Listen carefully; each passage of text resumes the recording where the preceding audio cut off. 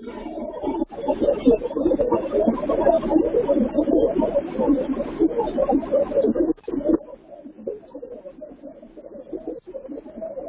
Minute भाऊ. हो हो.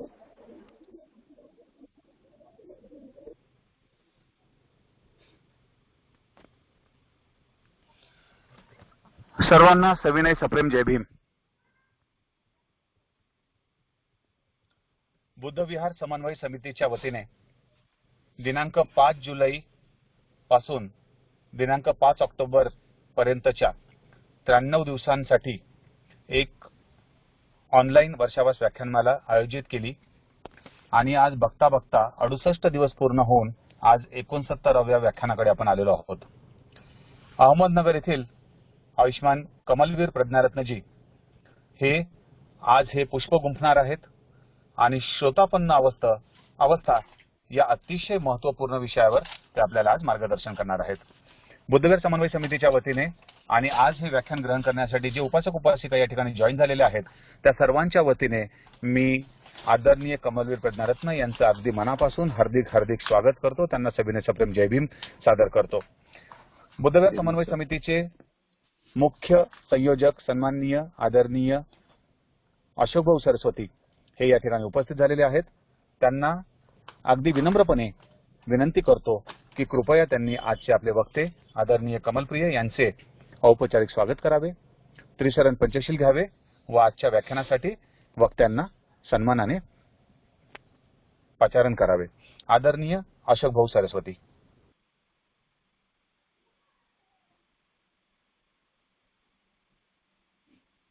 तत्व आवाज येतो सर? हो येतो सर. हो भाऊ येतो सर, आवाज येतो आहे. हो भाऊ आवाज येतो आहे. महाकारुणिक तथागत सम्यक संबुद्ध बोधिसत्व परमपूज्य डॉक्टर बाबासाहेब आंबेडकर, महात्मा ज्योतिबा फुले, कबीर महाराज गाडगे बाबा यांच्या पावन स्मृतींना मी विनम्र अभिवादन करतो. पृथ्वीच्या पाठीवर बुद्ध उपदेशाचं वितरण करण्यासाठी हाल अपेष्टा सहन करीत जे बुद्ध पुत्र भ्रमंती करीत आहेत त्या सर्व बौद्ध भिक्खूंना मी प्रथम माफी मागेल. म्हणजे बुद्ध, धम्म आणि संघ या 3 रत्नांप्रती आमच्याकडून काही दोष घडला असेल तर संघ आम्हाला माफ करो. दोन्ही हात जोडून भूमीवरती मस्तक टेकवून मी सर्व संघाला पंचांग प्रणाम करतो. 69 दिवसापासून एक सूचना आहे. कृपया मला या ठिकाणी व्हिडिओ ऑन दिसत आहेत. आदरणीय वक्ते आणि अशोक भाऊ या दोघांचेच फक्त व्हिडिओ सुरू राहतील. बाकी इतर सदस्यांनी कृपया आपले व्हिडिओ बंद ठेवावेत, नम्र विनंती. सॉरी भाऊ, इंटरप्ट केल्याबद्दल सॉरी. Carry on. 69 दिवसापासून जे सतत हे ज्ञानाचं वितरण करण्यासाठी सतत प्रयत्न करीत आहेत ते आदरणीय या व्याख्यानमालेचे मुख्य समन्वयक आदरणीय प्राध्यापक उमेशजी पाठारे, ज्यांना आज आपल्याला ऐकायचं आहे ते धम्मप्रचारक कमलवीर प्रज्ञारत्नजी यांना दोघांनाही मी मैत्रीपूर्ण जय भीम करतो. गेल्या 69 दिवसापासून जे व्याख्यान मला ऐकत आहे, जे सध्या उपस्थित झालेत आणि जे उपस्थित होणार आहेत त्यांना सर्वांना माझा मैत्रीपूर्ण जय भीम.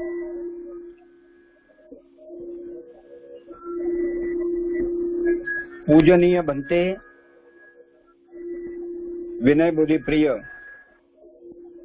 पूजनीय बनते कौंडण्यजी, बनते धम्मसारथीजी यांची प्रकृती चांगली राहावी, त्यांना आयुष्य मिळावं यासाठी आपण मंगल कामना करूया. तत्पूर्वी आपण त्रिचरण पंचशील ग्रहण करू आणि नंतर आपण प्रवचन सुरुवात करू.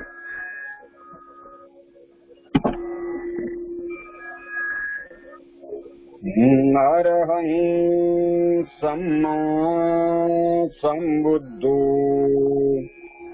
भगवा बुद्धं भगवन्तं अभिवादेमि. स्वाक्षातो भगवता धम्मो धम्मं नमस्सामि. सुपटिपन्नो भगवतो सावक संघो संघं नमामि.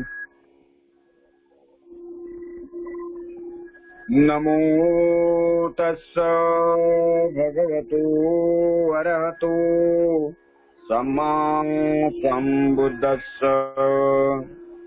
नमो तस्स भगवतो अरहतो सम्मा सम्बुद्धस्स. नमो तस्स भगवतो अरहतो सम्मा सम्बुद्धस्स. बुद्धं शरणं गच्छामि, धम्मं शरणं गच्छामि, संघं शरणं गच्छामि. द्वितीयंपि बुद्धं शरणं गच्छामि, द्वितीयंपि धम्मं शरणं गच्छामि, द्वितीयंपि संघं शरणं गच्छामि, तृतीयंपि बुद्धं शरणं गच्छामि, तृतीयंपि धम्मं शरणं गच्छामि, तृतीयंपि संघं शरणं गच्छामि. पाणातिपाता वेरमणि सिक्खापदं समादियामि. अदिन्नादाना वेरमणि सिक्खापदं समादियामि. कामेषु मिच्छाचारा वेरमणि सिक्खापदं समादियामि. मुसावादा वेरमणि सिक्खापदं समादियामि. सूरामेरय मज्जपमादठाना वेरमणि सिक्खापदं समादियामि. साधु साधु साधु. इमाय धम्मानुधम्मपटिपट्टिया बुद्धं पूजेमि. इमाय धम्मानुधम्मपटिपट्टिया धम्मं पूजेमि. इमाय धम्मानुधम्मपटिपट्टिया संघं पूजेमि.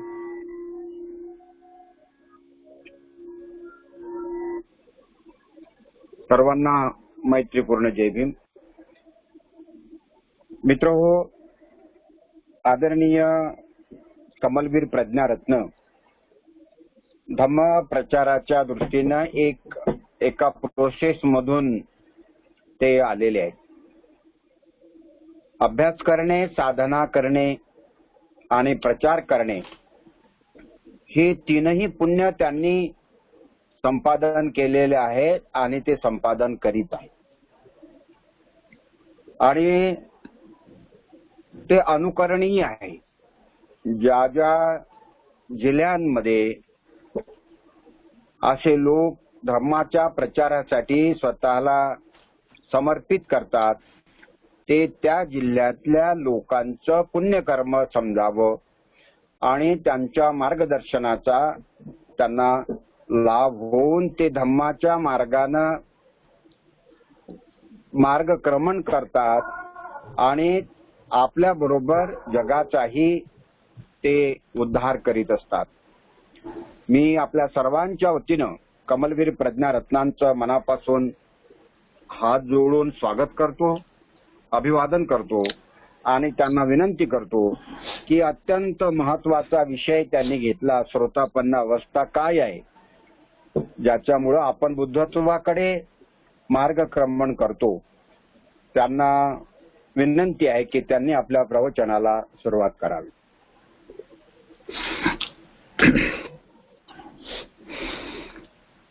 सर्वांना जय भीम. सरस्वती सर, पाखरे सर आणि सर्व उपस्थितांना मैत्रीपूर्ण जय भीम.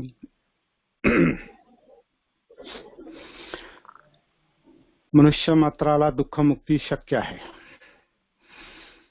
हे ज्या तथागत बुद्धांनी सिद्ध करून दाखवलं त्या बुद्धांना वंदन.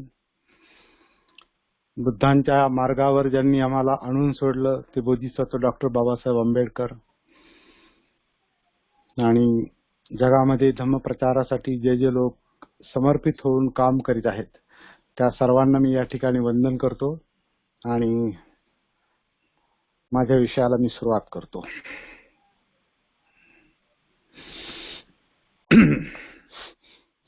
श्रोतापन्न अवस्था हा खरोखर अवघड विषय आहे. प्रॅक्टिकल विषय असल्यामुळे अवघड विषय आहे. हा निवळ थेरॉटिकल विषय नाही, सैद्धांतिक विषय नाही. माझा आवाज येतो सर? हॅलो. हा सर, आवाज येतो आहे व्यवस्थित. ऑडिओ व्हिडिओ दोन्ही व्यवस्थित आहे. Please carry on. अच्छा अच्छा. Okay okay okay okay. तर हा प्रॅक्टिकल विषय असल्यामुळं तो समजावून सांगणं पण तितकाच अवघड आहे. तरी आपण प्रयत्न करूया या विषयाला न्याय देण्याचा. तथागत बुद्धांनी बुद्ध धम्माचा जो मुख्य शोध लावलेला आहे, धम्माचा जो शोध लावलेला आहे,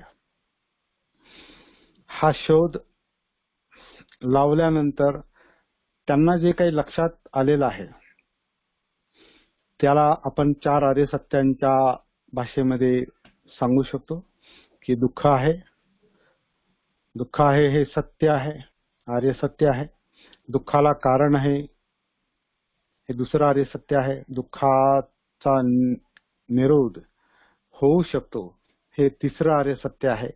आणि दुःख निरोधगामिनी प्रतिपदा म्हणजे दुःख निरोधाचा मार्ग आहे, ज्याला आपण धम्म म्हणतो किंवा विशेषतः अष्टांग मार्ग म्हणतो किंवा आणखीन जी काही मुक्तीच्या मार्गावर नेणाऱ्या ज्या काही शिकवणी आहेत त्या सर्व या 4थ्या आर्य सत्यामध्ये बसतात, विशेषतः 4थं आर्य सत्य. तर दुःखमुक्ती हे प्रत्येक मनुष्य मात्राचं खरं म्हणजे अंतिम ध्येय आहे. हे अंतिम ध्येय आहे कारण प्रत्येक मनुष्य मात्र आणि प्राणी मात्र हा दुःखमुक्तीसाठी धडपडतो आणि दुःखमुक्तीसाठी धडपडताना तो सर्व जे काही प्रयत्न करतो त्या सगळ्याच प्रयत्नातून त्याला दुःखमुक्ती मिळत नाही. ज्या लोकांना, ज्या ठराविक लोकांना ती मिळाली ते बुद्धत्वाच्या मार्गावरचेच लोक असतात, असू शकतात. इतरांना ते शक्य नाही. बुद्धाच्या मार्गावरच असणाऱ्या लोकांना दुःखमुक्ती का मिळते? कारण त्यांना तो मुक्तीचा जो मार्ग आहे, तो बुद्धांनी सांगितलेला जो मार्ग आहे तो लक्षात आलेला आहे. त्याचं परियत्ती तत्व लक्षात आलेलं आहे आणि त्या तत्वानुसार, त्या मार्गानुसार ते चालतात, पटीपत्ती करतात, म्हणून त्यांना ते लक्षात येतं आणि त्या पद्धतीनं ते स्वतःच्या जीवनामध्ये दुःखमुक्ती प्राप्त करू शकतात, निब्बाण प्राप्त करू शकतात, अरहतपद प्राप्त करू शकतात. आणि अरहतपद ही जी चौथी अवस्था आहे, ही चौथी अवस्था म्हणजे दुःखमुक्तीची अवस्था आहे. त्याच्या आधीची जी एक अवस्था आहे त्याला आपण अनागामी म्हणतो. बुद्धांनी त्याला अनागामी म्हटलेलं आहे. त्याच्या आधीची जी अवस्था आहे त्याला सकृदागामी म्हटलेलं आहे आणि त्याच्या आधीची अवस्था जी आहे, पहिली अवस्था, त्याला श्रोतापन्न अवस्था म्हटलेलं आहे. तर हे श्रोतापन्न, सकृदागामी, अनागामी आणि अरहत या ज्या 4 अवस्था आहेत, या दुःखमुक्तीच्या अरहत पदाच्या मार्गावरच्या 4 अवस्था आहेत किंवा 4 टप्पे आहेत. हे मोजमाप आहे की एखाद्याला दुःखमुक्ती किंवा अरहतपद, बुद्धत्व मिळणार असेल तर कोणत्या पद्धतीनं, कोणत्या अवस्थातून त्याला जावं लागतं. याचं इंटरप्रिटेशन, याचं विश्लेषण अनेक पद्धतीनं सांगितलेलं आहे. जसं 10 भूमी सांगितलेल्या आहेत किंवा पारमिता सांगितलेल्या आहेत. ही देखील एक जी शिकवण आहे 4 अवस्थांची, ही देखील एक आपल्याला महत्वाची, विचारात घेण्यासारखी आणि प्रॅक्टिस करण्यासारखी ही गोष्ट आहे. प्रॅक्टिकली इम्प्लिमेंट करण्यासारखी ही गोष्ट आहे.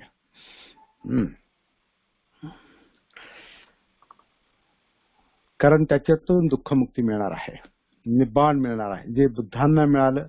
आणि बुद्धांना जे निब्बाण किंवा बुद्धत्व मिळालं, अरहतपद मिळालं, त्याच्याबद्दल त्यांनी असं म्हटलेलं आहे की जो या मार्गानं, सम्यक मार्गानं जाईल, धम्माच्या मार्गानं जाईल, त्या प्रत्येकाला ही गोष्ट साध्य होऊ शकते. त्यांनी असं म्हटलं नाही की मला एकट्यालाच फक्त बुद्धत्व मिळालं, मलाच ते मिळेल. अशा पद्धतीचं त्यांनी अशी काय म्हणतात, एकाधिकारशाही बुद्धांनी सांगितली नाही किंवा लोकांना जाणवू देखील दिली नाही.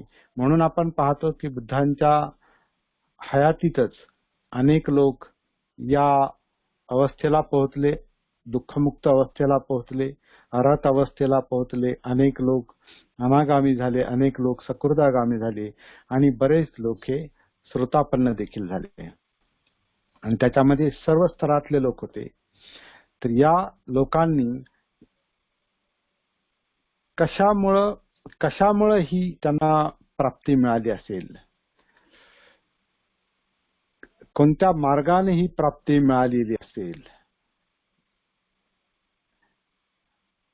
हॅलो, एक मिनिट. हा सर, व्हिडिओ ऑफ झाला.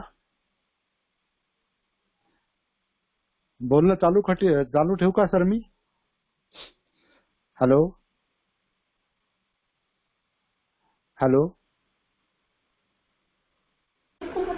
हॅलो हॅलो, व्हिडिओ ऑफ झाला. आवाज येतो का सर?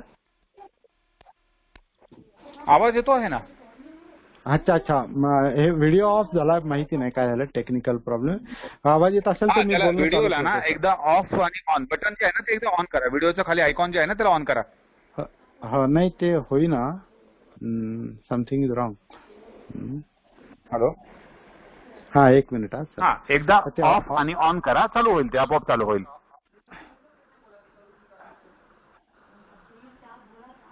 आणि आवाज येतो आहे, व्यवस्थित येतोय सर. ओके सर, मी बोलणं चालू ठेवतो. व्हिडिओ मला वाटतं हो, बोलणं चालू ठेवा. काही प्रॉब्लेम झाला. व्हिडिओ ऑटोमॅटिक ऑन होऊन जाईल, तुम्ही बोलणं चालू राहू द्या. Okay sir. तर ही जी ह्या ज्या 4 अवस्था आहेत, जी काही प्राप्ती आहे ती बुद्धांच्या हयातीमध्येच अनेक लोकांना मिळालेली आहे. अगदी किसा गौतमी सारख्या स्त्रीला देखील मिळालेली आहे, सामान्य स्त्रीला किंवा अंगुलीमाल सारख्यांना देखील मिळालेली आहे, सारीपुत्र मुघलांसारख्या विद्वानांना मिळालेली आहे आणि अनेक लोकांना ती मिळालेली आहे. कारण ही व्यावहारिक बाब आहे, ही प्रॅक्टिकल बाब आहे. ही जो प्रयत्न करील योग्य पद्धतीनं सम्यक मार्गानं त्याला ती मिळण्यासारखी आहे. म्हणून हा अत्यंत महत्वाचा विषय आहे आणि प्रॅक्टिकली महत्वाचा विषय आहे, कारण ती प्रत्येकाची गरज आहे, आपली ती गरज आहे. तर हा जो अर्हतपदाचा मार्ग आहे, हा मार्ग असं म्हटलेलं आहे की दुःखमुक्तीच्या मार्गात ज्या ज्या काही अडचणी येतात त्या अडचणीतून बाहेर पडण्याचा प्रयत्न दर्शवणारा हा मार्ग आहे. म्हणजे ज्याला 10 बंधनं किंवा 10 संयोजन म्हटलेलं आहे.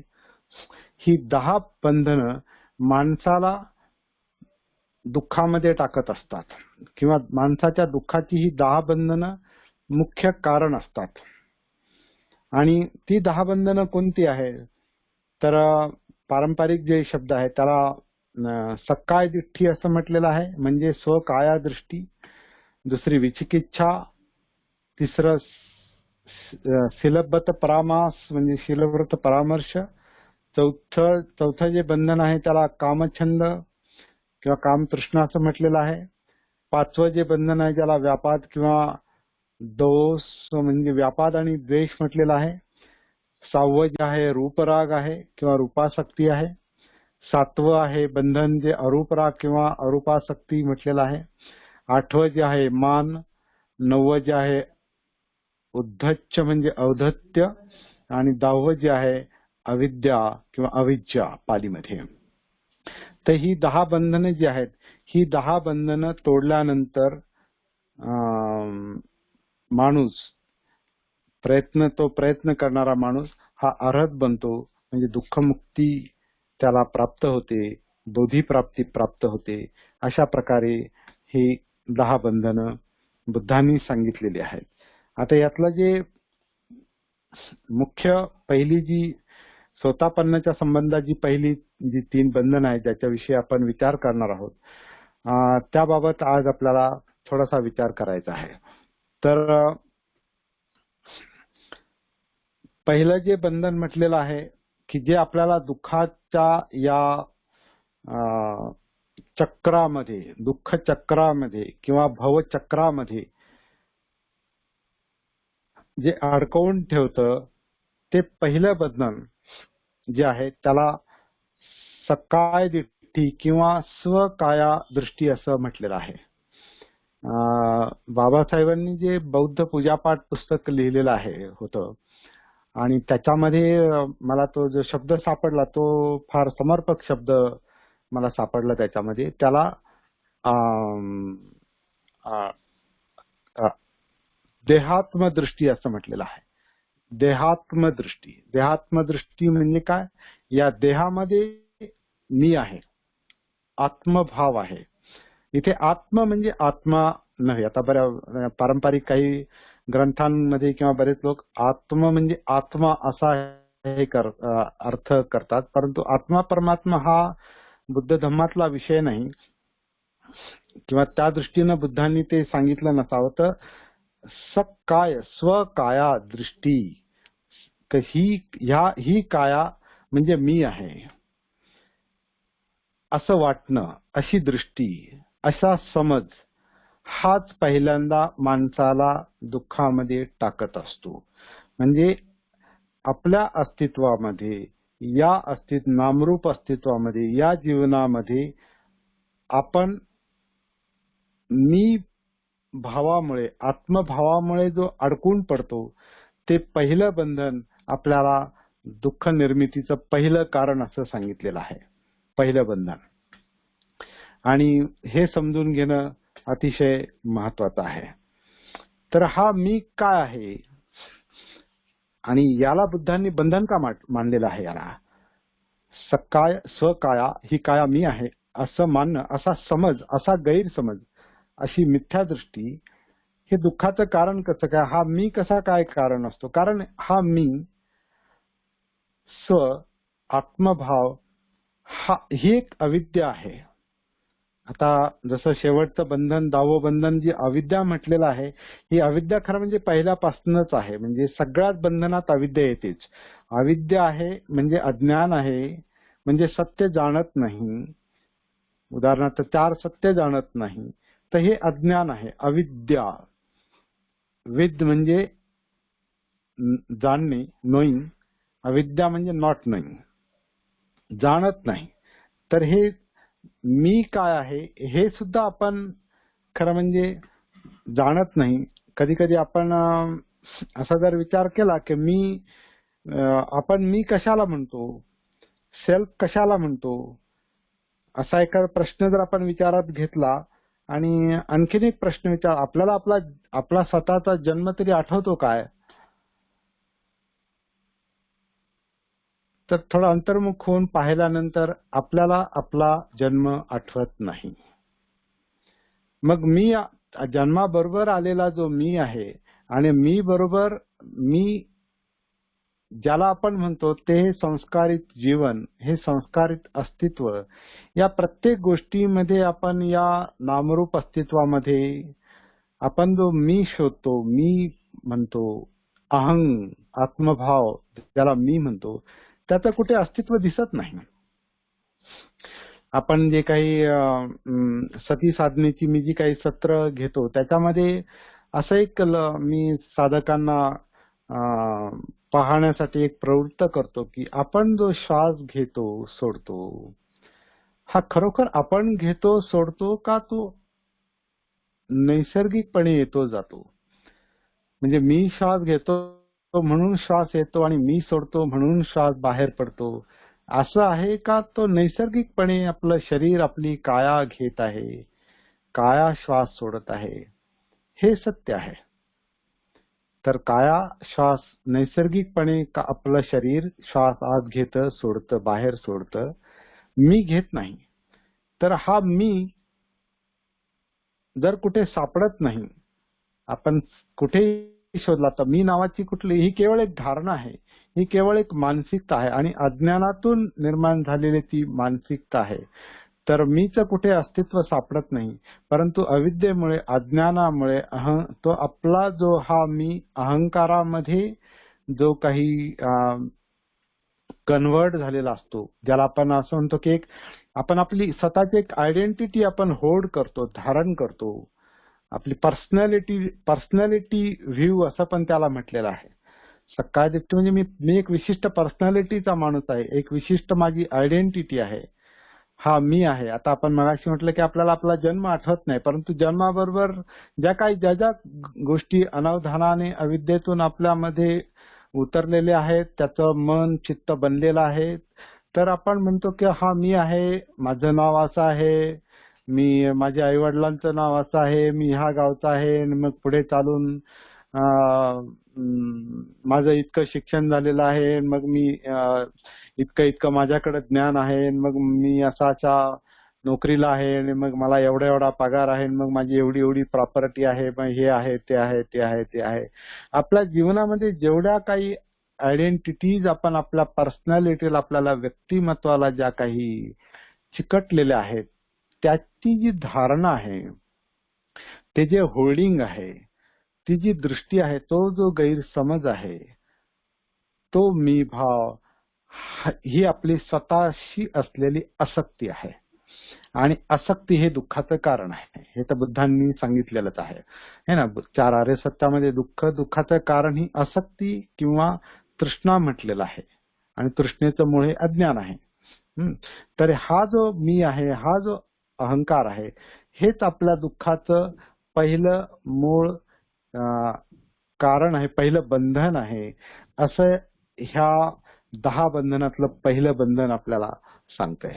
आणि हे लक्षात घेणं आणि त्याचं अस्तित्व नाही हे जाणवणं, याचा बोध होणं, म्हणजे दुसऱ्या भाषेत बुद्धांनी असं म्हटलेलं आहे की सब्बे धम्मा अनात्ताति, म्हणजे अनात्म म्हणजे मी नाही, सेल्फ नाही, हे जाणवणं, याचा बोध होणं, सब्बे धम्मा अनत्ताती यदा पय्याय पसती. हे ज्याला प्रज्ञेनं दिसतं का आत्म नावाची, मी नावाची, सेल्फ नावाची, पर्सनॅलिटी नावाची कुठलीच गोष्ट नाही. ही केवळ एक धारणा आहे. अविद्येतून आपण धारण केलेली, मनानं आणि चित्तानं धारण केलेली ती एक धारणा आहे. याला आपण चिकटून बसलो, त्याची तृष्णा असली की तीच आपल्या दुःखाचं पहिलं कारण बनते, असं हे पहिलं बंधन आपल्याला सांगतं. आता हे पहिलं बंधन तोडणं हे केव्हा शक्य आहे? तर हे आपण जेव्हा आपल्या अस्तित्वाबद्दल, आपल्या जीवनाबद्दल जागृत होतो, सतीमध्ये येतो, भानावर येतो, म्हणजे स्वतःशी आपण जागृतीपूर्वक कनेक्ट होतो, तिथून हे बंधन आधी जाणवायला सुरुवात होते. मुळात बुद्धत्वाची अवस्था हीच जागृतीमुळेच शक्य आहे. जसं आपण बुद्धांना सम्मा संबुद्ध म्हणजे संपूर्ण जागृत म्हणतो, याचा अर्थ असा, बुद्धत्वाची अवस्था जी आहे ही संपूर्ण जागृतीची अवस्था आहे. आणि ही जागृती आपल्याला अस्तित्व दाखवते. आपण आपल्यामध्ये जागृत झालो, सतीमध्ये आलो, भानावर आलो की आपल्याला आपलं अस्तित्व कळतं आणि मग ही बंधनं आपल्याला दिसू लागतात. त्यातलं एक पहिलं बंधन आपल्याला दिसायला लागतं ते मीचं बंधन, आत्मभावाचं बंधन, सेल्फ व्ह्यू, सकाय दृष्टी, स्वकाया दृष्टी. हे बंधन आपल्याला आधी जाणवलं जागृतीनं, मग ते बंधन थोडं शिथिल व्हायला सुरुवात होते आणि मग त्याच्यातून मुक्ती मिळू शकते. आणि अर्थात ही खूप मोठ्या प्रॅक्टिसची गोष्ट आहे. ही केवळ थेरॉटिकली विचार करण्याची गोष्ट नाही. तर स्वतःमध्ये जागृत कसं व्हायचं, जीवनाबद्दल जागृत कसं व्हायचं, ही आपलं जे काही हे शरीर आणि मन आणि जे आहे किंवा चित्त आहे, म्हणजे मनोधर्म विचार क्रिया आहेत, चित्त जे आहे ज्याच्यामध्ये इमोशन्स आहेत, याच्या आपल्या शरीरामध्ये, आपल्या मनामध्ये ज्या वेदना आहेत, सुख दुःखद आणि सुख दुःख विरहित वेदना, हे सर्व जे आपल्या या कायेमध्ये आहे, याच्यामध्ये आपण पाहतो की काया, वेदना, चित्त आणि मनोधर्म हे जे चार एक काय म्हणू, एक अस्तित्वाची चार अंग आहेत जणू काय. ह्याच्यातच जे काही सतीपठ्ठान, जागृती कोणत्या मार्गाने पुढे जाऊ शकते, सती कोणत्या मार्गाने पुढे जाऊ शकते, तर त्या मार्गाने तो मार्ग जर आपल्या लक्षात आला जागृतीचा, जसं आनापानसती सुत्तामध्ये तर खूप स्पष्टपणे सांगितलेलं आहे की श्वासाच्या आधारे आपण शरीरामध्ये उतरतो, शरीरामध्ये वेदना आहेत, सुख दुःखद आणि न्यूट्रल, सुख दुःख विरहित.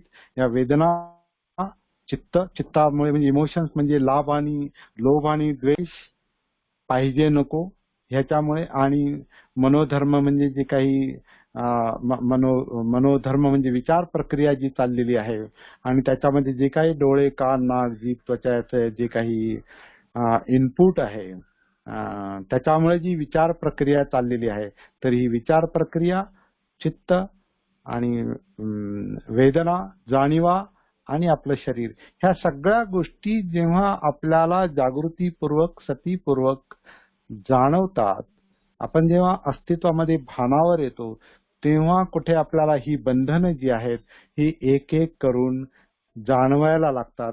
ही बाब आपण लक्षात घेऊया.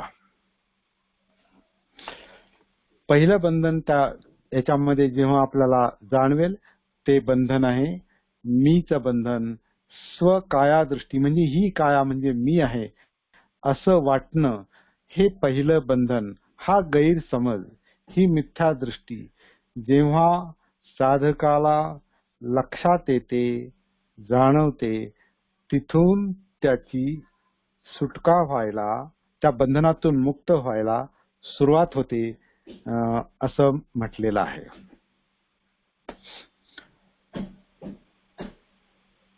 आणि या बंधनातून सुटका व्हायला सुरुवात झाली की आपल्याला एक जो काही पुढचा अडथळा जाणवतो श्रोतापन्न होणाऱ्याला,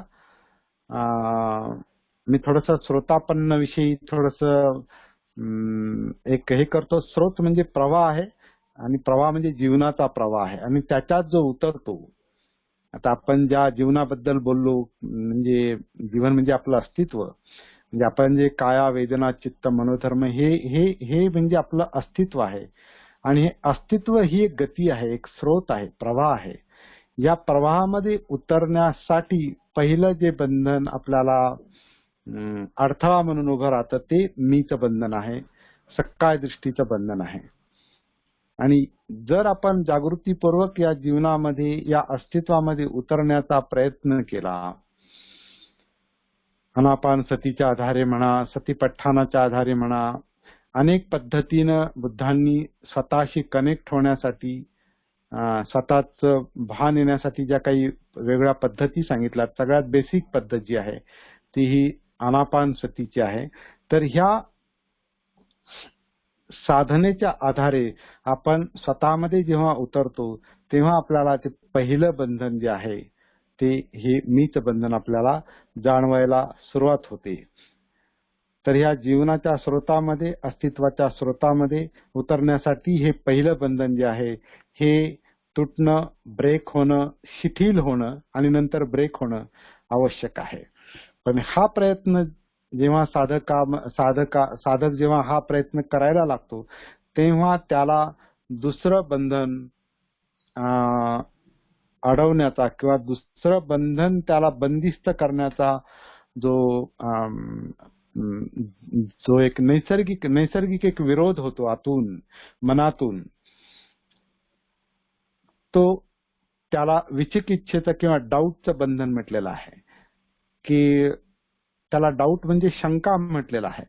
पण शंका म्हणजे काय की आपल्या मनाला जो एक मी धारण करण्याचा जो स्वभाव आहे, आत्मभाव आहे, जो स्वभाव आहे, हा स्वभाव नेहमी बदलाला विरोध करतो.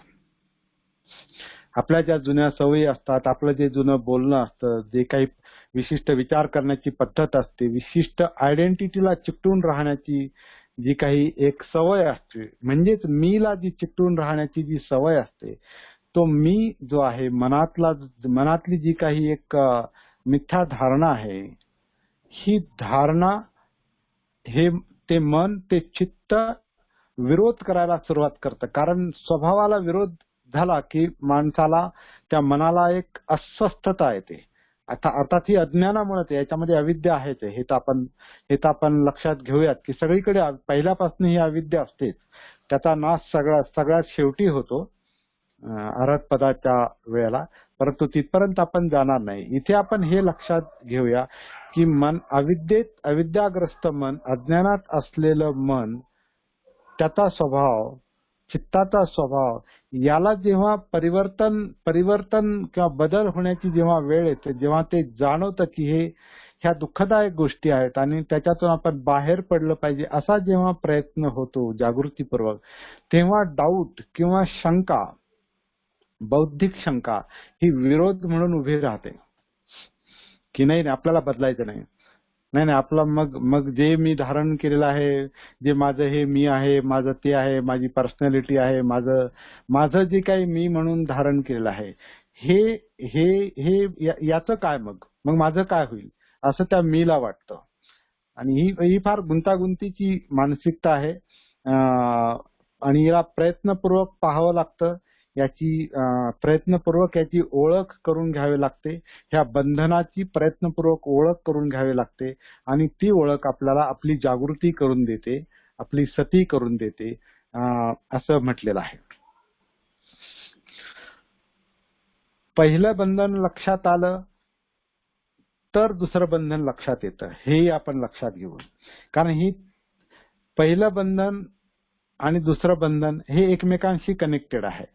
एक मीचं बंधन आहे आणि दुसरं मीला विरोध झाला, आत्मभावाला किंवा पर्सनॅलिटीला, स्वभावाला कशाचा विरोध झाला, आपल्याला ती गोष्ट दुःखदायक आहे हे कळाल्यानंतर जेव्हा आपण त्यातून बाहेर पडायचा प्रयत्न करतो तर आपली जी डाऊट घेणारी जी काही प्रवृत्ती आहे मनाची, विचारांची, बुद्धीची, तर ती म्हणते नाही नाही असं कसं, मग माझं काय होणार, आणि मग हे अस्तित्वाचं काय होणार, मग हे जाईल मग ते जाईल. या डाऊट्समुळं, बंधनामुळं तो जो स्वभाव आहे, तो जो मी आहे, याला होल्ड करण्याचा किंवा धरून ठेवण्याचा, धारण करण्याचा तो प्रयत्न होतो मनाचा. म्हणून हे दुसरं बंधन जे आहे हे पहिल्या बंधनापेक्षाही आणखी स्ट्रॉंग बंधन आहे, ज्याला विचिकिच्छा किंवा डाऊट असं म्हटलेलं आहे. अर्थात ही प्रत्यक्ष पाहण्याची गोष्ट आहे, आपण परत परत लक्षात घेऊया. हे केवळ आपल्याला ऐकल्यानं किंवा वाचल्यानं ही गोष्ट लक्षात येणार नाही, तर आपल्याला स्वतःशी भिडावं लागेल. जसं बुद्ध स्वतःच्या अस्तित्वाशी भिडलेले आहेत, गृहत्याग करून त्यांनी हा जो हे जे पहिलं बंधन, खरं कधी कधी तर मला असं वाटतं की पहिली 3 बंधनं सोडल्यामुळेच त्यांनी गृहत्याग करून पुढचं संशोधन केलेलं आहे. परंतु आता त्यांनी काय संशोधन केलं ह्याचं आपण स्पष्टीकरण करणं फार कठीण आहे. परंतु आपण आपल्या अनुभवाच्या आधारे ह्या 3 बंधनाचा आपण विचार केला पाहिजे किंवा त्याचा आपण बोध करून घेतला पाहिजे आणि पुढची वाटचाल केली पाहिजे. तर डाऊट, विचिकिच्छा, बौद्धिक शंका, कुशंका ह्याच्यातून जर आपण बाहेर पडलो नाही तर आपण तिसऱ्या बंधनामध्ये आपोआपच अडकून पडतो असं म्हटलेलं आहे. आणि हे तिसरं बंधन जे आहे शील, व्रत, परामर्श असं म्हटलेलं आहे. म्हणजे आपण जे काय कर्मकांड करतो, व्रत वैकल्य करतो, आपलं अस्तित्व टिकवून ठेवण्यासाठी, आपला मी जपून ठेवण्यासाठी, आपला स्वभाव जपून ठेवण्यासाठी, आपली धारणा जपून ठेवण्यासाठी, आपली मिथ्यादृष्टी जपून ठेवण्यासाठी, धारण करून ठेवण्यासाठी, ह्या तिसऱ्या बंधनात आपण जे अडकून पडलेलं असतो ते आपलं कर्मकांडाचं बंधन आहे. म्हणजे ऍक्शन्स, आपल्या कृती, शारीरिक कृती, मानसिक कृती आणि वाचिक कृती, ह्या ज्या सवयीच्या बनलेल्या असतात, मग त्या सवयी आपल्याला काय म्हणतात, ते हे तिसरं बंधन काय करतं, नाही नाही नाही, मी जसं पहिल्यापासून वागत आलो आणि मी जसं विचार करत आलो तेच बरोबर आहे आणि मी म्हणतो तेच बरोबर आहे. म्हणजे बघा इथं पण मी येतो, मी म्हणतो तेच बरोबर आहे, माझा विचार बरोबर आहे, मी जे बोलतो ते बरोबर आहे, मी जे करतो ते बरोबर आहे. तर हा जो अज्ञानातला मी असतो ते जर योग्य असेल तर तो व्यावहारिक मी हा आक्षेपार्ह नाही. परंतु अविद्येतला जो मी आहे, अहंकारातला जो मी आहे, गलत धारणा जी आहे, मिथ्यादृष्टी जी आहे, त्या मिथ्यादृष्टीतला जो मी आहे हा आपल्या वर्तणुकीला देखील तसा आकार देतो. म्हणजे आपल्याला कधी कधी वाटतं ना का माझा राग खूप वाईट आहे, मला जर राग आला ना तर मग मी काय करील सांगू शकत नाही. म्हणजे आपण आपल्या रागाचं समर्थन करतो, त्या रागानुसार आपण बोलतो, त्या रागानुसार आपण शारीरिक कृती देखील करतो. आणि हे शीलव्रत परामर्श बंधन असं सांगतं की ती कृतीचं आपण परत समर्थन पण करतो. परंतु ह्याचा परिणाम काय होतो, ह्या तिन्ही बंधनांचा परिणाम असा होतो की आपण आपल्या स्वभावामध्ये, आपल्या वर्तणुकीमध्ये असे अडकून पडतो की त्या गोष्टी आपलं दुःख जे आहेत हे वाढवत राहतात, हे आणखीन घट्ट करतात. जसं आपण आता रागाचं उदाहरण घेतलं, राग जर सुरुवातीला थोडा राग असेल आणि तो जर परत आला आणि तो जर मनाच्या पातळीवरून वाचिक पातळीवर आला, म्हणजे बोलण्यात जर आला, तर बोलणं आपलं कसं होईल, द्वेषाचं बोलणं, रागाचं बोलणं हे कठोर राहील, हे दुसऱ्याचा अपमान करणार राहील, हे शिवीगाळ करणार राहील, हे आपण काय बोलू याचं पण आपल्याला त्यावेळेला भान राहणार नाही. आणि हाच राग आपला जर शारीरिक पातळीवर आला तर आपण शरीरानं आपण एखाद्याला इजा पण करू शकतो, एखाद्याचा खून पण करू शकतो, एखाद्याचं अस्तित्व आपण संपवून टाकू शकतो, एखाद्या समाजाचं आपण अस्तित्व संपवून टाकू शकतो. याचा अर्थ असा की आपल्या मनामध्ये जी काही धारणा आहे ती जर वाचिक आणि शारीरिक पातळीवर उतरली तर जसं मन आहे तसा तो पुढचा पुढची कृती होणार आणि तसा तो त्याचा परिणाम होणार आहे. म्हणून जसं धम्मपदातल्या गाथा म्हणतात की मनोपुब्बंगमा धम्मा मनोसेठा मनोमया मनसाचे पदुठ्ठेन भासती वा करोती वा ततो न दुःख मनवेती चक्कं वहतो पदं. धम्मपदातली पहिली गाथा असं सांगते की जर आपला सर्व जे मनोधर्म आहेत म्हणजे विचार प्रक्रिया ज्या आहेत, मानसिक क्रिया ज्या आहेत, या मनावर अवलंबून आहेत, तर त्याचं मन बनतं. आणि मन जर दूषित असेल तर आपली कृती दूषित असते, बोलणं दूषित असतं. आणि जर दूषित कृती आणि दूषित बोलणं आलं तर त्याच्या पाठीमागे दुःख अशा प्रकारे येतं जसं गाडी ओढणाऱ्या बैलाच्या किंवा व्यक्तीच्या पायामागे ते गाडीचं चाक येतं. आणि त्याच्या विरोधात असं म्हटलेलं आहे की जर एखाद्याचं मन शुद्ध असेल, प्रसन्न असेल आणि त्या प्रसन्नतेतून, त्या शुद्ध मनातून जर कुणी बोलत असेल किंवा कृती करत असेल तर त्याच्या पाठीमागे सुख अशा प्रकारे येतं जशी त्याच्या सोबत राहणारे त्याची छाया, त्याची सावली. तर इतकं स्पष्ट आहे की मन ही सगळ्या गोष्टींचं मूळ आहे. कारण मनानुसारच सगळ्या कृती घडतात आणि मनानुसारच आपल्याला सुख दुःख भोगावं लागतं. आणि ही 3 बंधनं जी आहेत, बाकी सगळीच बंधनं जी आहेत ही मानसिक बंधन आहेत. याला संयोजन असं म्हटलेलं आहे. संयोजन म्हणजे बांधून ठेवणाऱ्या गोष्टी, बांधून ठेवणाऱ्या गोष्टी. आणि ते ज्या बांधून ठेवणाऱ्या गोष्टी आहेत त्याच्यातून त्याचा शेवट जो आहे तो दुःखामध्ये होतो.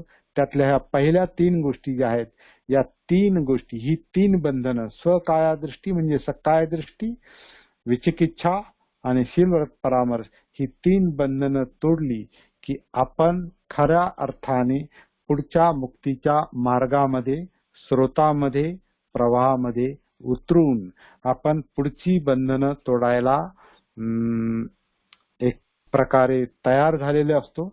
आपली भूमिका तयार झालेली असते. कारण आपण आता अस्तित्वाच्या प्रवाहात उतरलो, स्रोतामध्ये उतरलो, जीवनाच्या प्रवाहात उतरलो, चित्ताच्या प्रवाहामध्ये उतरलो, मनाच्या प्रवाहामध्ये उतरलो, गतीमध्ये उतरलो आपण. त्या है ना, गती, सुगती, दुर्गती आपण जे शब्द वापरतो, तर ह्या गतीमध्ये जेव्हा आपण उतरतो, जीवनामध्ये जेव्हा आपण उतरतो, तेव्हा मग आपल्याला पुढचं काम करायला सोपं जातं.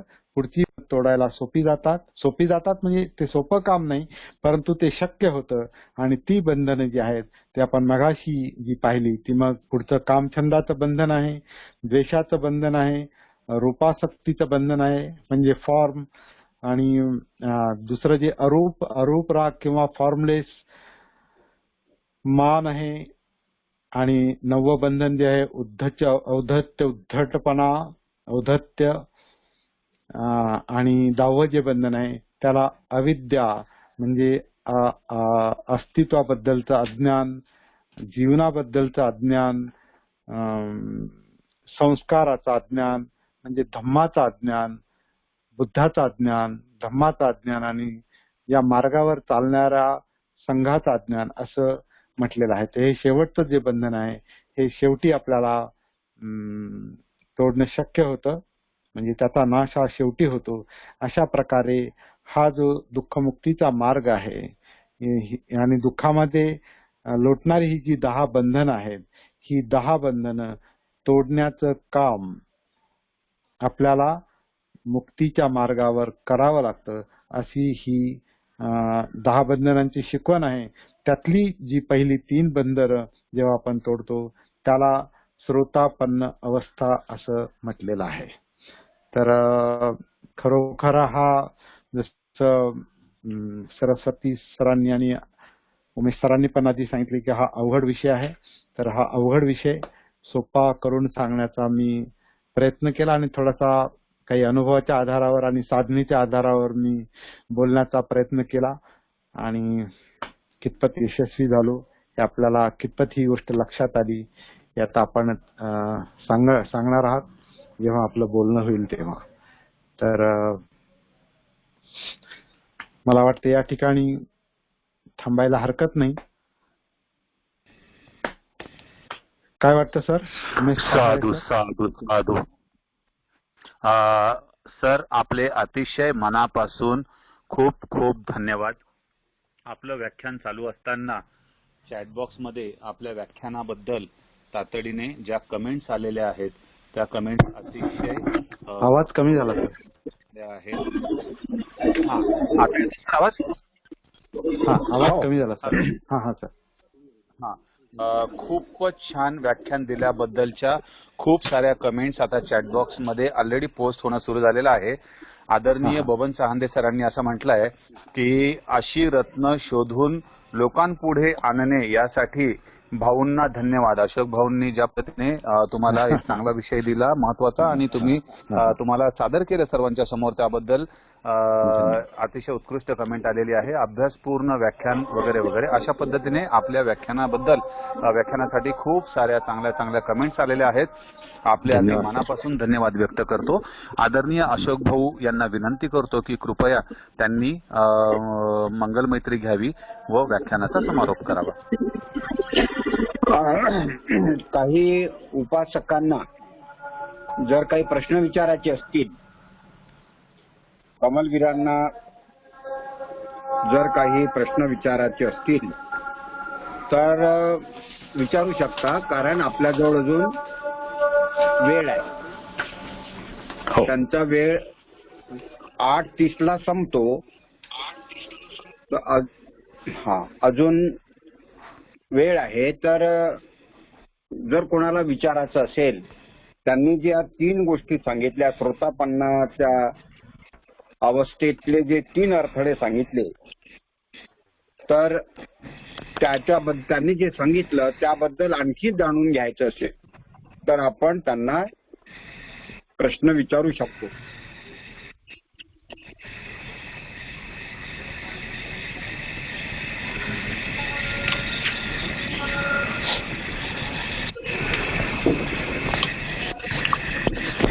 ज्यांना कोणाला प्रश्न विचारायचे असतील, इंटरॅक्शन करायचे असेल, त्यांनी कृपया चॅटबॉक्स मध्ये आपलं नाव टाकावं आणि मोबाईल नंबर टाकावा. मी त्यांना अनम्यूट करेल आणि मग आदरणीय कमलवीर जी आहे त्यांच्या प्रश्नाचं किंवा शंकेचं निरसन करतील.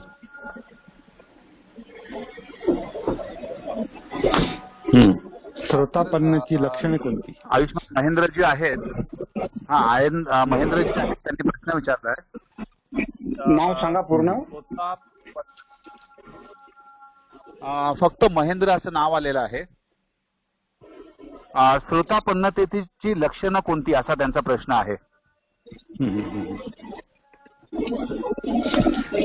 तर मला वाटतं आपण जे आता पाहिलं तर ही लक्षणच आहेत की श्रोतापन्न झालेल्या व्यक्तीची ही 3 बंधनं ब्रेक होतात, तुटतात. त्याचा अहंकार नष्ट होतो, म्हणजे स्वभाव म्हणजे पर्सनॅलिटी मध्ये तो अडकून पडत नाही.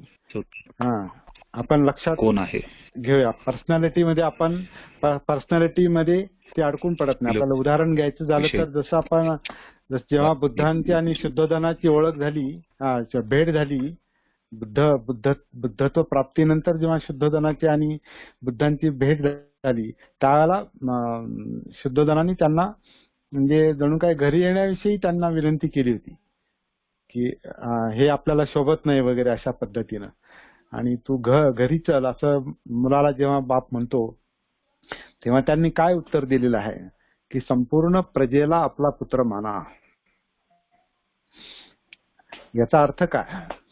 याचा अर्थ असा होतो की तथागत बुद्ध हे म्हणजे केवळ मी कुणाचा तरी मुलगा आहे आणि ते मला ते काम केलं पाहिजे, मी राजपुत्र आहे आणि ते काम मी केलं पाहिजे, आणि माझं ते जे काही व्यावहारिक बंधन आहे त्या व्यावहारिक बंधनातून ते त्यांचं मन, त्यांचं चित्त मुक्त झालं होतं, म्हणून ते तशा पद्धतीचं उत्तर देऊ शकले. हे लक्षात घ्या. तर ती जी काही मुक्तीची अवस्था आहे आयडेंटिटीतून, आत्मभावातून, कारण ते बुद्ध झाल्यानंतर ते राजपुत्र राहिले नाहीत.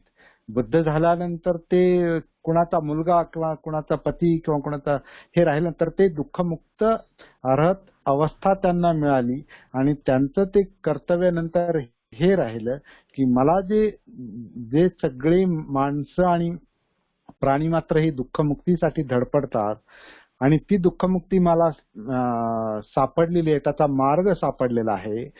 तर त्या मार्गाचा प्रचार करण्यासाठी मला फिरणं, चारिका करणं गरजेचं आहे. ही जी कर्तव्य भावना आहे, याच्या पाठीमागची जी काही भूमिका आहे ती म्हणजे त्या सेल्फ मधून, स्वतःच्या जुन्या आयडेंटिटीतून, पर्सनॅलिटीतून किंवा जुन्या व्यावहारिक बंधनातून ते बाहेर आले होते. तर ते सत्काय दृष्टीचं बंधन आहे का, हे म्हणजे मी तो आहे, म्हणजे मी राजपुत्र आहे असं नाही राहिलं. ते हे लक्षात घेऊया आपण. मी बुद्ध आहे, आता माझं जे पुढचं कार्य आहे ते हे आहे. मी आता राजपुत्र नाही, त्यामुळे मला काही शुद्धोधनाचं राज्य सांभाळायचं नाही आणि मला व्यावहारिक गोष्टीमध्ये त्याच्यात शक्ती घालवण्यापेक्षा मी लोकांना दुःखमुक्तीचा मार्ग सांगेल आणि या मार्गावर जे जे लोक येतील त्यांना मी तशी प्रेरणा देईल. अशा पद्धतीनं त्यांनी पुढचं काम ठरवलेलं आहे. तर हे पहिलं बंधन त्यांनी तोडलेलं आहे, हे लक्षात घ्या. आणि जेव्हा आता दुसरा प्रश्न जर आलाय की दुसरं बंधन थोडं आणखीन स्पष्ट करा, त्याच्या आधी एक प्रश्न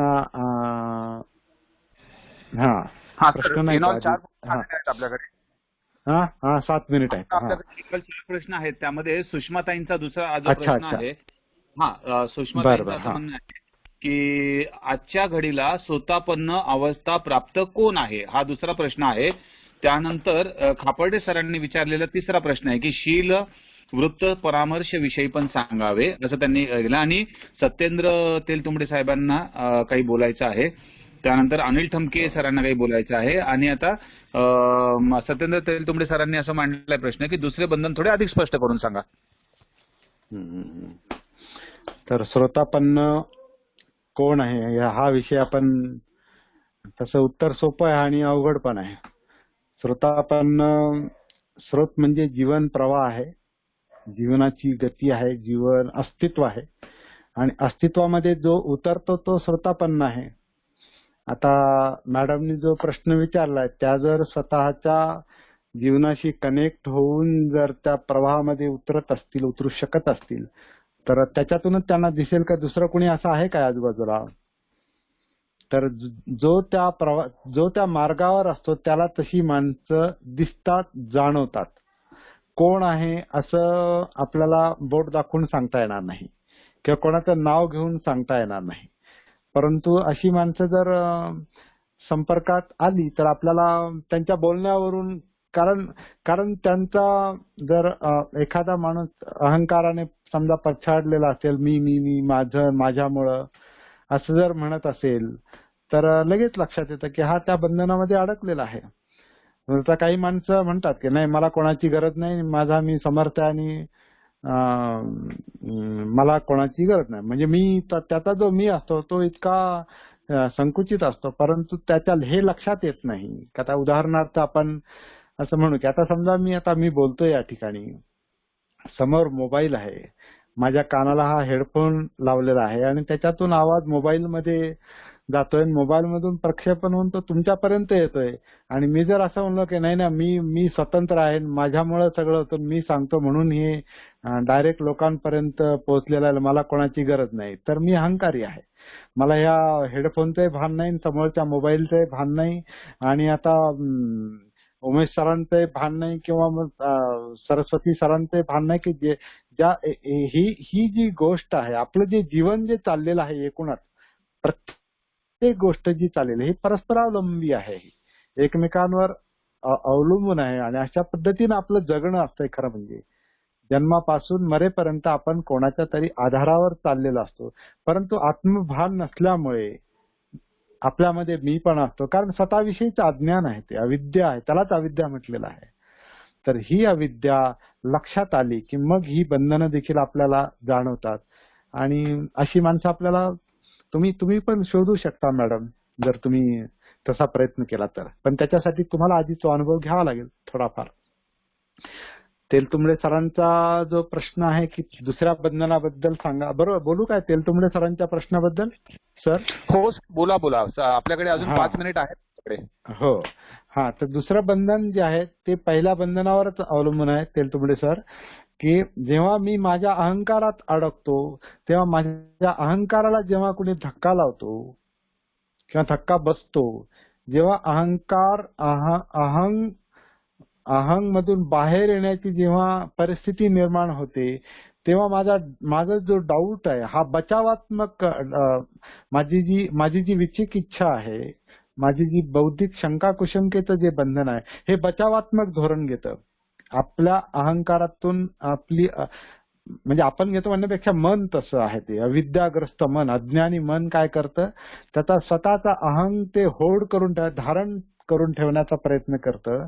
आणि जेव्हा त्याला धक्का बसतो, त्यातून बाहेर पडायची वेळ येते, खरं म्हणजे ते हिताचं असतं, परंतु अज्ञानामुळे त्याच्या लक्षात येत नाही मनाच्या, चित्ताच्या, आणि त्याच्यामुळे ते बौद्धिक विरोध करतात. आणि मग आपण ज्याला आपण लॉजिक चालवणं म्हणतो किंवा कधी तर्क चालवतो, कुतर्क करतो, आणि आपला जो सेल्फ आहे, आपला जो स्व आहे, आपला जो अहंग आहे, तो मेंटेन करण्याचा प्रयत्न करतो.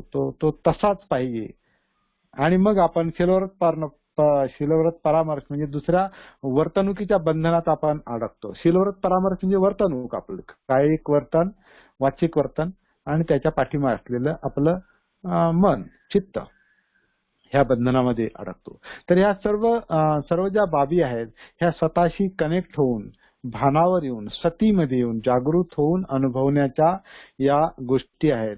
ही बाब आपण लक्षात घेऊया. Okay okay sir. यामध्ये एक जो प्रश्न आलेला आहे की what is the difference between मन अँड चित्त. मन, आकाश शिरसाट जे आहे, आकाश शिरसाट सरांनी हा प्रश्न विचारला आहे, मन आणि चित्त मध्ये काय फरक आहे? तर मन म्हणजे मनोधर्म आपण म्हणू शकतो. जसं आता सतीपट्टणाच्या भाषेत आपण बोलू की आपल्या अस्तित्वाचे हे 4 घटक आहेत. आपण जे आहे म्हणजे बॉडी माइंड, ज्याला आपण नामरूप म्हणतो, बॉडी माइंड. तर बॉडी म्हणजे शरीर आहे, आणि माइंड ज्याला म्हटलेलं आहे, तर ते माइंड म्हणजे आता हा इंग्रजी शब्द आहे, परंतु ज्याला आपण विज्ञान म्हणतो किंवा नाम विज्ञान म्हणतो, तर त्याचे हे आपण 2 भाग करू शकतो. एक म्हणजे आपले विचार प्रक्रिया, आणि दुसरं इमोशन्स. तर ते इमोशन्स जे आहेत या चित्ताशी संबंधित आहेत, आणि विचार प्रक्रिया जी आहे ही मनोधर्म किंवा मनाशी संबंधित आहे, असं आपण म्हणू शकतो. परंतु असं त्याचं काय असं म्हणजे वेगळं कंपार्टमेंट करता येण्यासारखं नाही. उदाहरणार्थ आपण असं म्हणू शकतो, मन आणि शरीर हे वेगळं वाटतं, पण वेगळं नाही. ते इंटरकनेक्टेड गोष्टी आहेत त्या, कारण एकाच अस्तित्वाचे 2 अभिन्न अंग आहेत ते. तसं मन आणि चित्त जे आहेत, आपलं म्हणायला आपण वेगळं म्हणतो, परंतु जेव्हा आपण त्याच्यामध्ये उतरतो तेव्हाच आपल्याला ते अनुभवाला येतं, हा इमोशनल भाग आहे, हा चित्त आहे, ह्या चित्तामध्ये हे मला पाहिजे नको, लोभ द्वेष हे येतात. हे तुम्ही जेव्हा त्याच्याशी कनेक्ट व्हाल तेव्हा ते जाणवाल की या क्षणी माझ्यामध्ये असा लोभ निर्माण झाला, आणि लोभाला धरून माझं मन असं विचार करायला लागलं. हे जेव्हा तुम्ही कनेक्ट व्हाल त्या अस्तित्वाशी, स्रोतामध्ये याल, म्हणून त्याला स्रोतापन्न म्हटलेलं आहे, स्रोतामध्ये याल, त्या प्रवाहामध्ये उतराल, तेव्हा आपल्याला ते कळतं की हे आहे. कारण ही काय अशी काय म्हणतात, इंद्रियजन्य बाब नाही, इंद्रियाला जाणवणारी बाब नाही. डोळे, कान, नाक, जीभ, त्वचा, ही जी 5 इंद्रिय आहेत, ही 5 इंद्रिय त्यांच्या 5 विषयांचा बोध आपल्याला करून देतात, आणि 6वं इंद्रिय जे मन आहे ते विचारांचा बोध आपल्याला करून देतं. परंतु आपलं आतलं जे मन आहे, चित्त आहे, ह्या ज्या काही मानसिक क्रिया प्रक्रिया आहेत, ह्या फक्त सतीला आणि जागृतीला दिसतात. ही गोष्ट आपण लक्षात घेऊ. म्हणून बुद्धांनी जागृतीला महत्व दिलेलं आहे, सतीला महत्व दिलेलं आहे. म्हणून सती पठाण, अनापान सती पठाण, सप्त बोधांगामध्ये सती धम्मविचय वगैरे वगैरे 7 बोधांग, ह्या पद्धतीनंच आपल्याला ह्या मार्गावर उतरता येतं. आणि ही केवळ फिलॉसॉफी नाही, हे तत्वज्ञान नाही, ही प्रॅक्टिकल गोष्ट आहे. हे आपण करून पाहिली पाहिजे, आणि या संबंधी आपल्याला पुढची चर्चा करणं शक्य आहे. आपण व्यक्तिगत संपर्क देखील माझ्याशी करू शकता. आपण ही चर्चा आणखीन पुढे आपण नेऊ शकतो. पण ही चर्चा नाही, ही प्रॅक्टिकल बाब आहे. बरं, बरेच प्रश्न आलेले आहेत. याला प्रथम ध्यान म्हणावे का? तर प्रथम ध्यान काय आहे आता आपल्याला परत सुरुवात करावी लागेल की रूपवेदना, संज्ञा, संस्कार, विज्ञान? आता हे म्हणजे मोठा प्रश्न आहे की अस्तित्वाचे जे आपण हा 5 घटक शेवटचा आहेत. प्रश्न घेऊ. हा हो, प्रश्न जो तर आहे तो शेवटचा प्रश्न घेऊ. आणि या व्यतिरिक्त ज्यांचे प्रश्न असतील त्यांनी काय करावं, त्यांनी एकतर आता चॅटबॉक्स मध्ये आपले प्रश्न फक्त लिहून सोडून द्यावेत. कमलवीर सर जे आहेत त्याला नंतर ते प्रश्नांची उत्तरं देतील, किंवा माझ्या पर्सनल अकाउंटवरती तुम्ही हे प्रश्न पाठवावेत. मी आदरणीय कमलवीर साहेबांना ते प्रश्न पाठवीन आणि मग त्यानंतर आपण उत्तर तुम्हाला तुमच्यापर्यंत पोहोच करू शकतो. पण आता हा शेवटचा प्रश्न घेऊ आणि थांबू आपण. नाही, पण हा पण प्रश्न थोडा लेंदी आहे सर. याला प्रथम ध्यान नंतर घेऊया. ओके. सर्वांनी घोरपडे सर तुमच्या प्रश्नाचं उत्तर निश्चित दिलं जाईल आणि साहेब तो प्रश्नाचं उत्तर लिहून पाठवतील. ते मी तुम्हाला फॉरवर्ड करतो. कृपया ज्यांनी प्रश्न विचारले आहेत त्यांचा नंबर त्यांनी कृपया माझ्याकडे द्यावा, किंवा त्यांच्या नंबरवरनं मला व्हॉट्सअपवर फक्त आहे म्हणून मेसेज टाकावा, नाव टाकावं. मग मी जेणेकरून मला कळेल, मी तो नंबर सेव्ह करून घेईल माझ्याकडे व्हॉट्सअपवर आणि मग आपण व्हॉट्सअपवर इंटरॅक्शन करूया. तुर्तास आपण या ठिकाणी थांबूया. मी माझा नंबर दिलाय सर, इथे माझा नंबर दिलाय, तोही नंबर त्यांनी घ्यावा. सर्वांना मी विनंती करतो की कृपया त्यांनी आदरणीय कमलवीर प्रज्ञारत्न साहेबांचा नंबर जो आहे तो आपल्याकडे नोट करून घ्यावा. या नंबरवर आपण आपले जे प्रश्न किंवा शंका ज्या काही असतील किंवा सूचना असतील त्या सर्वच्या सर्व साहेबांना व्हॉट्सअपवरती पाठवाव्यात आणि त्यांच्यासोबत इंटरॅक्शन करावी. आणि करायचं आणि थँक्यू व्हेरी मच. धन्यवाद सर. आज आपल्याला आदरणीय अशोक भाऊंच्या माध्यमातून बुद्धविहार समन्वय समितीचं जे निमंत्रण मिळालं होतं त्याचा तुम्ही सन्मान केलात आणि या व्याख्यानासाठी उपस्थित राहिलात आणि अगदीच अतिशय विश्लेषण जे केलं ते इतकं सुंदर होतं, इतकं अभ्यासपूर्ण होतं की सगळ्यांना जे आता जवळपास मला वाटतं 126 उपासक उपासिका आपल्यासोबत जॉईन झाले होते त्या सर्वांना ते खूप आवडलं. तर अशा व्याख्यानासाठी आपण जे काही सादरीकरण केलं त्याबद्दलचा आनंद व्यक्त करतो. आपले मनपूर्वक आभार व्यक्त करतो. आदरणीय अशोक भाऊंना विनंती करतो की त्यांनी कृपया मंगल मैत्री घ्यावी आणि या व्याख्यानाचा समारोप करावा. मित्रांनो, आपल्या लक्षात आलं असेल की कमलवीर ज्या पद्धतीनं समजून सांगत होते तर हा कशाचा परिणाम आहे, तर हा परिणाम आहे ध्यानाचा. जर आपण ध्यानाच्या मार्गाने जर गेलो तर आपल्याला खूप साऱ्या गोष्टी त्या प्राप्त करता येतात. 1 तासाच्या अर्ध्या पाऊण तासाच्या प्रवचनामध्ये ह्या सगळ्या गोष्टी समजून सांगणं अशक्य कोटीतली बाब आहे. मग तरी आपण हे असे विषय एवढे का घेतो? एखाद्यानं तुम्ही असं म्हणू शकाल की मग ही जर शक्य नाही तर मग तुम्ही एवढे विषय कशाला दिले? धम्माची ओळख ही आपण करून घेत आहोत. हे आता तुम्हाला प्रत्येकाला या मार्गाने जाण्यासाठी हे सूत्र गवसलेलं आहे की अरे बापरे, हे तर आपल्याला समजून घ्यायचं आहे. तर याच्यासाठी एक त्याचं स्वरूप फक्त आपल्याला प्रत्येक व्याख्यानातून एक विषय फक्त आपल्या पुढ्यात आम्ही ठेवतो. तुम्हाला स्वतःला त्याच्या मार्गाने त्याचा विकास करण्याच्या दृष्टीनं आणखी प्रयत्न करायचा आहे. अतद्वीप भव, स्वतःचा मार्ग स्वतः आपल्याला शोधायचा आहे, आपल्याला प्रयत्न करायचे. आपण याच्यासाठी पुढे जो काही मार्ग अवलंबणार आहोत तो शिबिरांचा. तर हे सगळे विषय शिबिरात आलो आपण तर आपण समजून घेऊ शकतो. पण आता आपली अडचण अशी आहे, शिबिरात या म्हटलं तर आज आपण हो तर म्हणू, ऐकल्याबरोबर प्रभावात येऊ, पण शिबिर आयोजित करेपर्यंत हा प्रभाव संपुष्टात येतो आणि मग मला काम आहे, मला मीटिंग आहे, माझं जमत नाही, त्या तारखा बदलल्या असत्या तर मग मी माझं जमलं असतं वगैरे वगैरे. हे सगळे शंका कुशंका अडथळे आपण आणतो.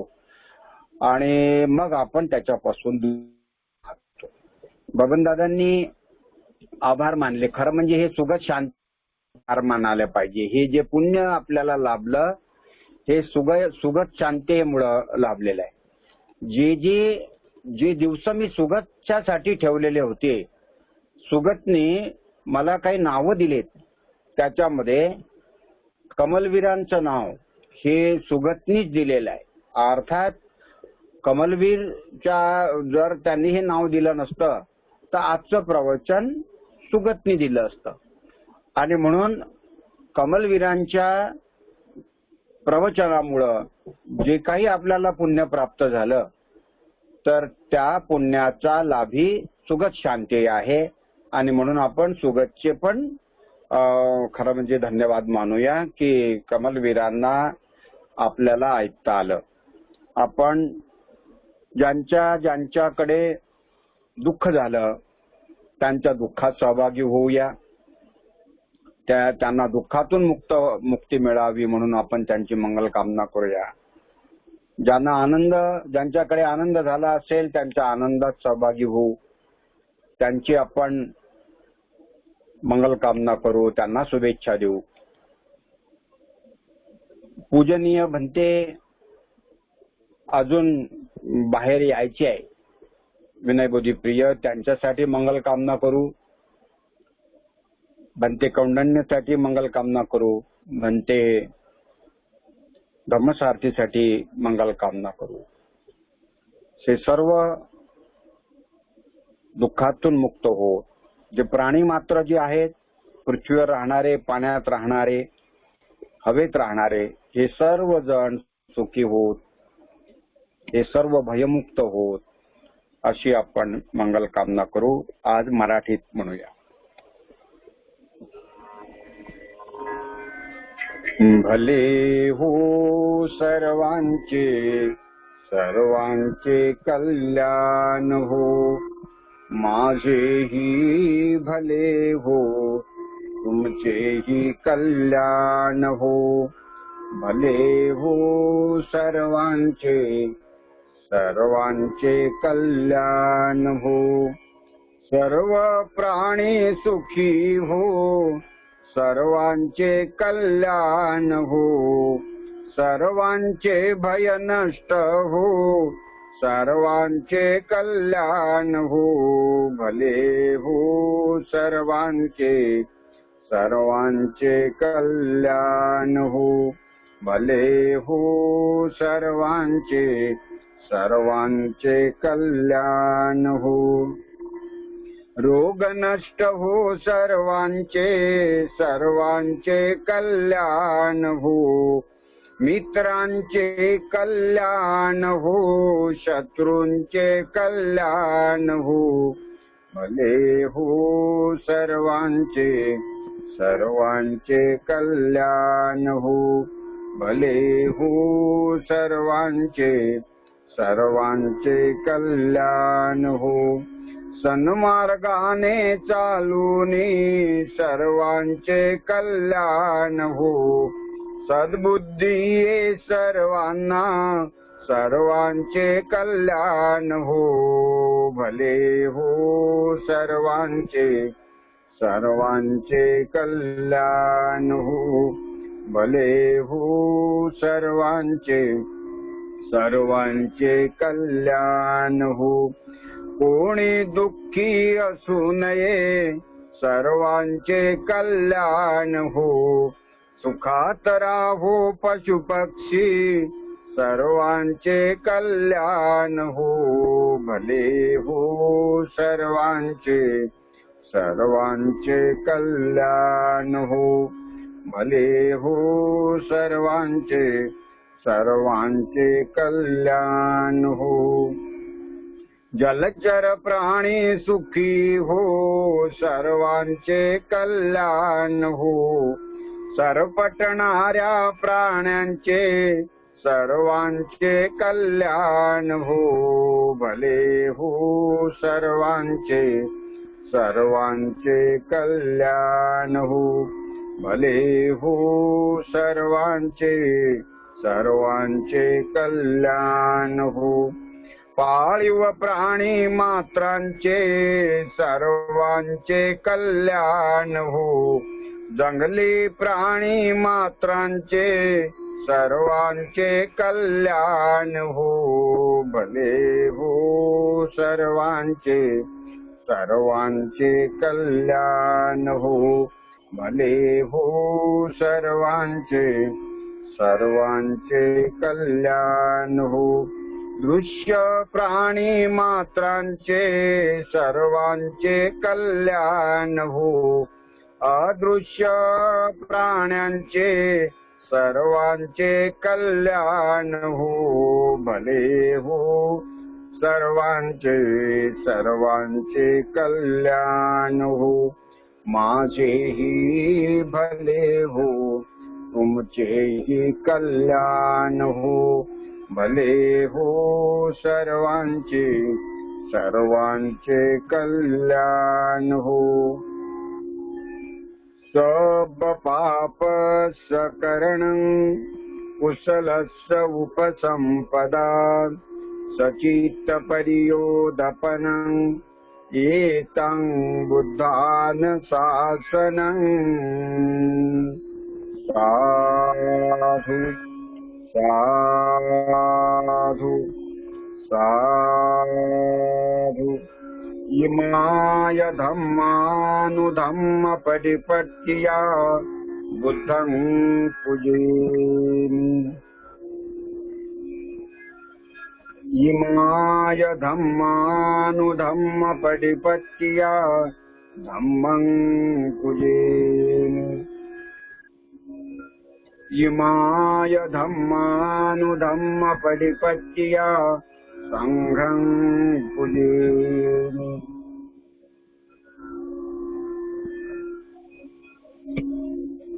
लॉकडाऊन रिलीफ पडण्यासाठी आपण दान देण्यासाठी सढळ हाताने दान द्यावं अशी परत एकदा विनंती करतो.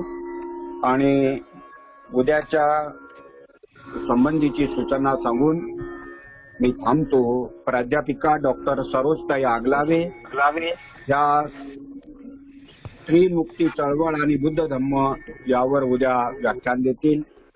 परवाच्या दिवशी उमेश नागदिवे बुद्ध विहार निर्मिती आणि त्यांचं संचालन या विषयावरती ते व्याख्यान देतील. भदंत कौंडण्य 14 तारखेला हे प्रवचन देतील आणि 15 तारखेला डॉक्टर उल्हास चांदेलकर यांचं प्रवचन होईल. 16 तारखेला डॉक्टर कारभारी वाघमारे यांचं प्रवचन होईल. इथे मी थांबतो. उद्याच्या बद्दलची काही सूचना असेल तर पाठारे सर सूचना देतील आणि कार्यक्रमाच्या समापनाची उद्घोषणा करतील. साधू साधू साधू. मनापासून धन्यवाद भाऊ. आज आदरणीय कमलवीर प्रज्ञारत्न यांचं मार्गदर्शन ज्या ज्या उपासक उपासकांनी ग्रहण केलं त्या सर्वांबद्दल मंगलमैत्री सादर करतो. आजचे व्याख्याते आदरणीय कमलवीर प्रज्ञारत्न यांच्याबद्दल मंगलमैत्री सादर करतो. आदरणीय अशोक भाऊ यांच्याबद्दल मंगलमैत्री सादर करतो. तसेच आपणा सर्वांचे मनापासून खूप खूप धन्यवाद व्यक्त करतो. आजचे व्याख्यान संपले असं जाहीर करतो. उद्या सायंकाळी 7:30 वाजता नियोजित व्याख्यान नक्की अवश्य सर्व उपस्थित व्हावे. 7:30 वाजता आपल्या सर्व सहकारी मोठ्या संख्येने घ्यावा. सर्वांना मंगलमैत्री. धन्यवाद.